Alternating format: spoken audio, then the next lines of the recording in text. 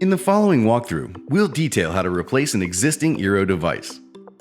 What you'll need: a supported iOS or Android device with a data connection, the eero app from the Apple App Store or Google Play, an active internet connection, a new eero device to be added, and an old eero device to be removed.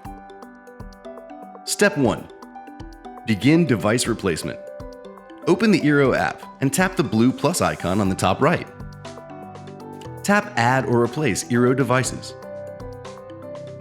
Tap Replace eero device and select which eero device you want to replace. Step 2. Add a new device. Unplug the eero device that's being replaced. Tap the blue arrow in the right corner of the app screen. Plug in the new eero device into a power outlet. Tap the blue arrow in the bottom right corner of the app screen. Step 3. Complete device replacement. The device replacement process will proceed by adding the new eero device to your network.